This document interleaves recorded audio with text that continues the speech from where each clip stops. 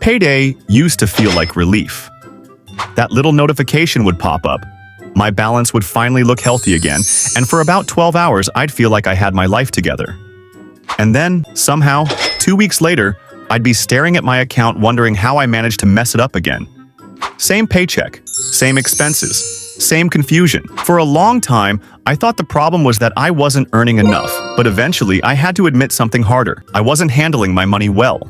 So I built a payday routine, not a complicated one, not some extreme system with 10 spreadsheets and color-coded charts. Just a simple process I follow every single time I get paid. And this is exactly how it works. The first thing I do on payday is nothing. No shopping, no transfers, no quick reward. I give myself a few hours, sometimes a full day, before touching the money. That pause matters more than it sounds, because payday energy is dangerous. It makes you feel richer than you actually are. It tricks you into thinking future, you will somehow be better at handling money than present you. I open my bank app and look at what's already gone before I even had a chance to touch my paycheck. Rent or mortgage, utilities, insurance, subscriptions I keep forgetting to cancel. These aren't choices, they're commitments. I treat them like gravity, non-negotiable, always there, whether I like it or not. Once those are accounted for, then I look at what's left. Not what I wish was left, what's actually left. This is where I used to mess up. I'd mentally divide my money into neat categories without acknowledging how unpredictable life actually is. A random bill, a social plan, something breaking at the worst possible time. Now, before I assign a single dollar or pound, I pull out one category that changed everything for me. Buffer money. Not savings, not fun money. Just a small, boring cushion. First, future me, savings, investments, debt payments, whatever applies. I move that money immediately, not later, not if there's anything left. Payday is the only moment where discipline is easier than temptation. I use it. Second, boring life stuff. Groceries, transport, phone bill. The unglamorous things that quietly keep everything running. I don't aim for perfection here. I aim for honesty. If I know I usually overspend on food, I don't pretend I'll magically change this month. I budget for reality, not optimism. Then comes the last category. The one people either abuse or completely ignore. Fun. Not guilt-free spending, intentional spending. I give myself permission to enjoy my money, because when you don't, it finds a way to escape anyway, usually in worse ways.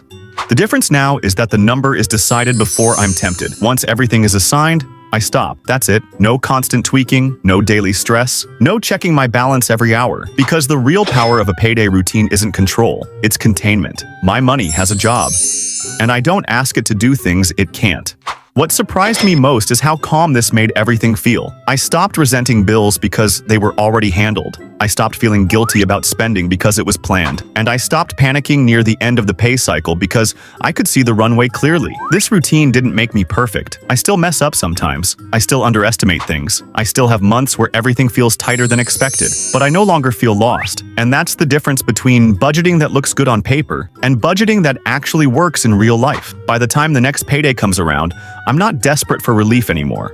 I'm just ready to repeat the process, with clarity instead of hope. And that's where the real shift begins, because once the routine is in place, the noise around money gets quieter. I don't think about my paycheck every day anymore. I don't negotiate with myself in the checkout line. And I don't feel that low-level anxiety that used to follow me around for the entire month. The system handles it. One of the biggest changes came from how I treat leftover money. Before, leftovers felt like a bonus. Now they feel like information. If there's more left than expected, I don't rush to spend it. I ask why. Did I eat out less?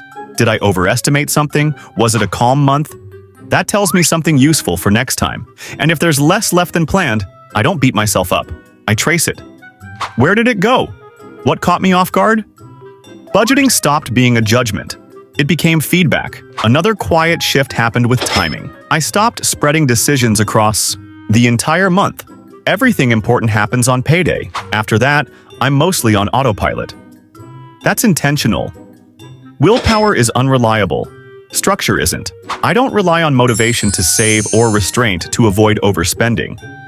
I rely on the fact that the money is already where it's supposed to be. That one change removed more stress than any financial advice I've ever tried. This routine also made social spending easier, not harder. When plans come up, I already know where I stand. I'm not mentally calculating balances in front of someone. I'm not saying yes and hoping it works out. Sometimes I go, sometimes I don't. And neither choice feels heavy, because the decision was made quietly, earlier, on payday. There was a time when budgeting felt like punishment, like I was constantly saying no to myself. Now it feels more like alignment. My money supports the life I'm actually living, not the one I keep promising myself I'll start next month. And here's something people don't talk about enough. A good payday routine doesn't just help when money is tight. It helps when money improves, raises, bonuses, extra income. Without a system, those disappear just as fast. With one, they actually change your life. When my income went up, I didn't suddenly feel richer. I felt more stable. Because the routine absorbed the change. More went to savings, some went to lifestyle. None of it went missing. That's how you avoid lifestyle creep without feeling deprived. This isn't about being strict, it's about being deliberate. You don't need a perfect budget. You don't need to track every coffee. You don't need to enjoy doing this.